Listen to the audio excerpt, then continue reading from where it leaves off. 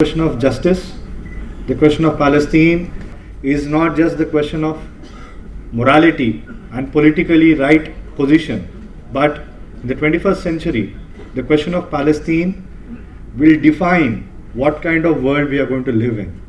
Whether it is going to be a world where imperialism, colonization, and occupation will be the norm, fighting back for the rights, fighting back for the quest of equality, fighting back for the question of liberty will be a criminal offense. पूरे देश भर में हमने देखा, दुनिया भर में हमने देखा, दुनिया के तमाम सरकारों के फॉरेन पॉलिसी, जिसको मैं कहता हूँ एलीट पॉलिसी है, क्योंकि वो देश की और जनता की पॉलिसी नहीं है. वो पॉलिसी अपने सत्ता को कायम रखने के लिए है.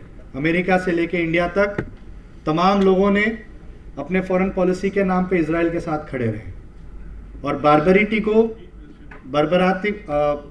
को डिफेंड किया. बट पूरा दुनिया भर में और हमारे देश में भी मेरे जैसे कई सारे छात्र, नौजवान, उन्होंने एक बात बोला, we don't stand by this policy of imperialism. If there has to be any foreign policy, it will be the people's policy. सड़कों पे दुनिया भर में अमेरिका से लेके, यूके से लेके, यूरोप से लेके, ऑस्ट्रेलिया से लेके, इंडिया से लेके तमाम जगह पे नौजवान, तमाम लोग सड़क पे उतरा और बोला हम पालस्तीन के साथ हैं. इसलिए हैं क्योंकि हम पालस्तीन की लड़ाई को समझते हैं और पालस्तीन की लड़ाई में हमने अपने देश की लड़ाई देखते हैं. जिस देश ने अपने आज़ादी की लड़ाई लड़ा एक कॉलोनियलिज्म के खिलाफ, आज दुख की बात यह है कि सरकार का एक पोजीशन पुराने पोजीशन से हटके एक नए पोजीशन की तरफ बढ़ रहा है. बट इस देश का जनता बाकी दुनिया की तमाम जनता की तरह इससे झुका नहीं, बल्कि इस बात को कह रहा है कि जिस देश के पास, जिस जनता के पास अपने आप को डिफेंड करने के लिए कुछ भी नहीं है, उसके ऊपर इतने बम, इतने फाइटर जेट, इतने मिलिट्री को आपने भेज दिया और उनको मारा जा रहा है और कहा जा रहा है कि पालस्तीनी हो तो आतंकवादी हो. कहा जा रहा है अगर पालस्तीनी के साथ खड़े हो तो आतंकवादी हो. दुख की बात है, आप सोचिए अगर हम अंग्रेजों के खिलाफ लड़ रहे होंगे और उस दौर में ऐसे कौन बोला होगा कि तुम आज़ादी के लिए लड़ रहे हो और तुम आतंकवादी हो.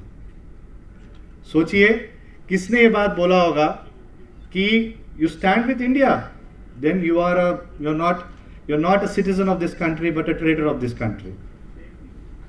सेम चीज जो हमारे साथ हुआ हमारे आज़ादी के आंदोलन के दौर में, उसी तरीके का इंपीरियल लॉजिक, इंपीरियलिज्म की लॉजिक, नफरत की लॉजिक आज पालस्तीन की लड़ाई में है. ऐसा क्यों है? जैसे मैंने बोला, ये फॉरेन पॉलिसी नहीं, पावर की पॉलिसी है कि अमेरिका, ब्रिटेन और तमाम लोग वेस्ट एशिया में अपनी राजनीति को फैलाने के लिए पालस्तीन के मुद्दे को इस्तेमाल करते हुए पालस्तीन को दबाया जा रहा है.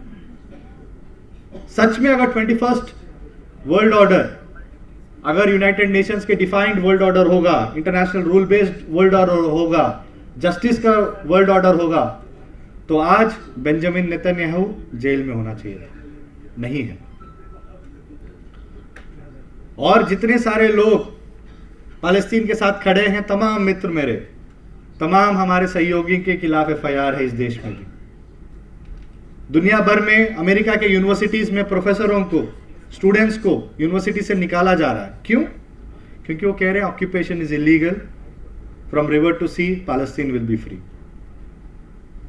अगर ये कहना 21st सेंचुरी इस दुनिया में जुर्म है, अगर ये कहना इंपीरियलिज्म नहीं चल सकता है, अगर ये कहना जिनोसाइड नहीं चल सकता है, अगर ये कहना पालस्तीनियों को निशाना नहीं बनाया जा सकता है, जुर्म है, तो आप सोचिए इस दुनिया के तमाम सारे लोग, सैकड़ों करोड़ों लोग गुनहगार हैं.